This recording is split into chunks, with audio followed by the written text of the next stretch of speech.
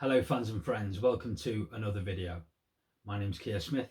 For today's video I'd like to talk about and rank the 4 albums by one of my favourite bands from the 90s, the Verve. The Verve were one of the biggest bands of the 90s. They were associated with the Britpop movement, but in truth they were quite different, both tonally and thematically. I'm a big fan of the Verve, and they released 4 very impressive albums despite falling out constantly.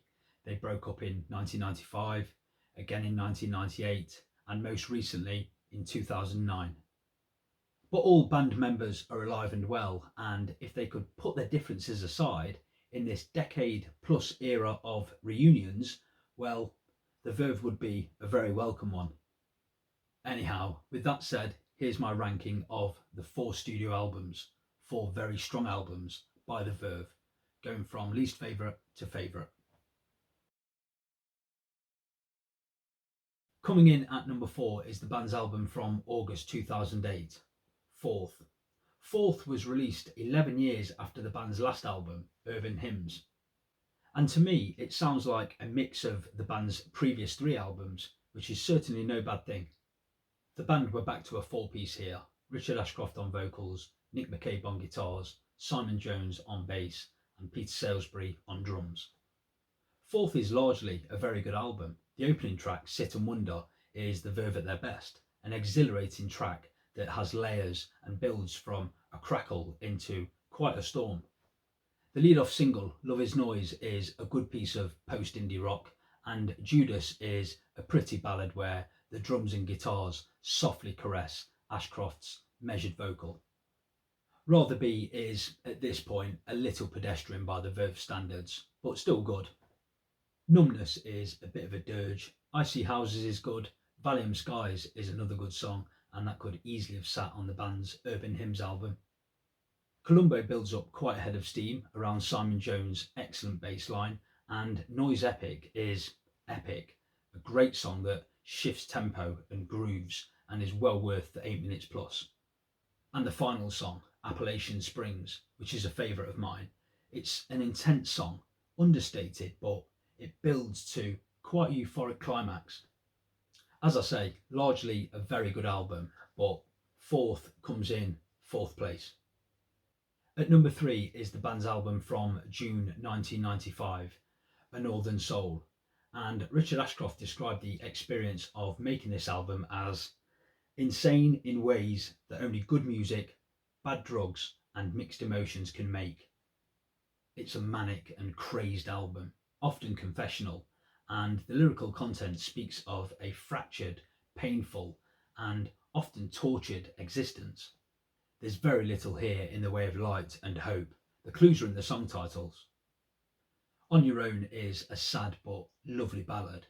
History is a great song, the first song by the band to feature strings, but a sorry tale of love gone wrong. So It Goes and Drive You Home are both slow, sad songs, dripping with emotion. That's not to say they're not enjoyable. Feelings are jangled and frayed on No Knock on My Door. Life's an Ocean's okay.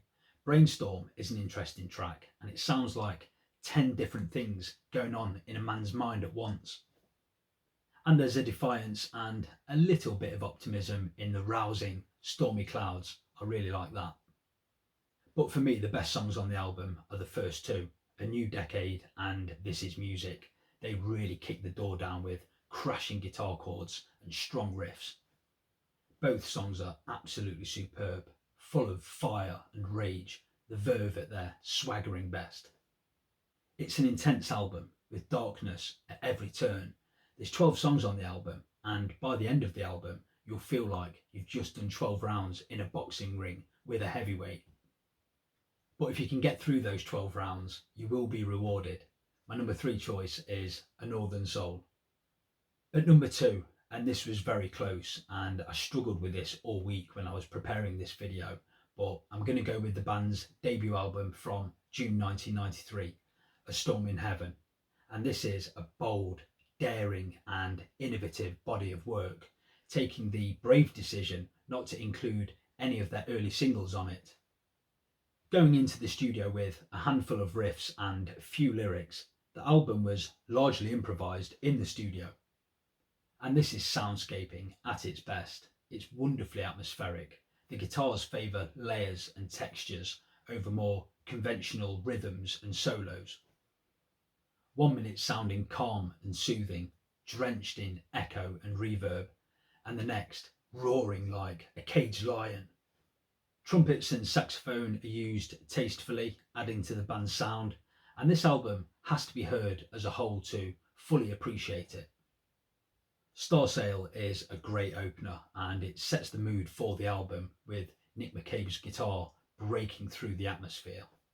Slide Away is one of the band's best songs with quiet verses and loud choruses, which is a possible nod to the grunge movement that was big at the time.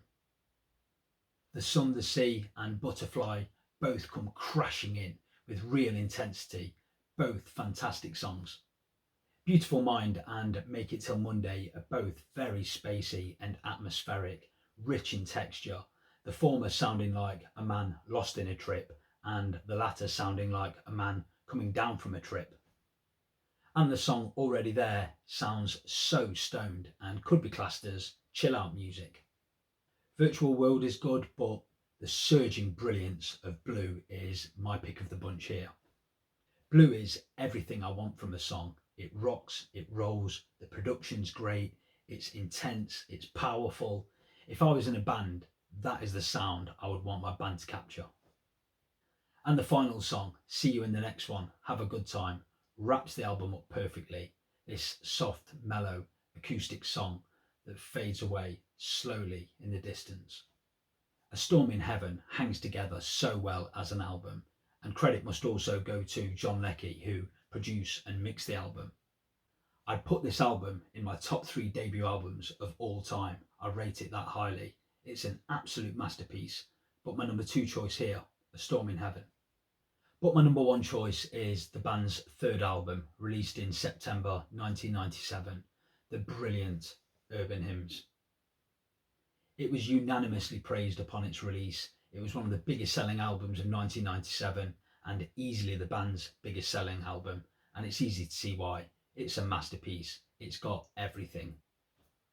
And the band are a 5-piece here with keyboardist and guitarist Simon Tong being added to the ranks. He came in after Nick McCabe left, but Nick McCabe rejoined and Simon Tong was kept on as the 5th member. Urban Hymns is a fierce, emotional and beautiful album, and to me it's the sound of a band that has perfected their sound and their songwriting craft. It roars and rocks with blazing guitars and riffs on epic songs like Come On and The Rolling People, which both sound huge, and it rolls with the deep soulful groove of the brilliant Weeping Willow and the jittery nervousness of This Time, and both songs have heavy, profound lyrics. And some of the old soundscaping is still there on the short but excellent Neon Wilderness. And there's tender ballads with the soaring and majestic Sonnet, a brilliant song, and the aching beauty of The Drugs Don't Work, a number 1 single for the band. The opening song, Bittersweet Symphony, which everybody knows, and Lucky Man were both huge hits for the band and quickly became urban anthems. And those last 3 songs I mentioned, The Drugs Don't Work, Bittersweet Symphony and Lucky Man, were all draped in lush orchestration that gave those songs a real sense of grandeur. Elsewhere, Catching the Butterfly is good, Space and Time, very good, another very popular song for a lot of fans from the album, and One Day is a nice gentle offering. It's okay, and I only say that really because of the quality that's around it. And Velvet Morning is absolutely beautiful. It's deep, it makes me feel emotional, it makes me feel all manner of things, and I love it dearly. It's an incredible body of work in terms of sound, style, and lyrically. For me, it's head and shoulders above most albums I've heard. And there's some fatigue assigned to some of these songs, like Bittersweet Symphony, but it's hard to argue with this album's brilliance. So my number 1 choice, my favourite album by the Verve, is the majestic Urban Hymns. So that was my ranking of the 4 albums by the Verve, but what do you think? What's your favourite album by the Verve? please tell me why in the comments section below. Please give the video the thumbs up if you enjoyed it. Please subscribe to the channel. There'll be lots more to come. Thanks as always for watching. See you next time.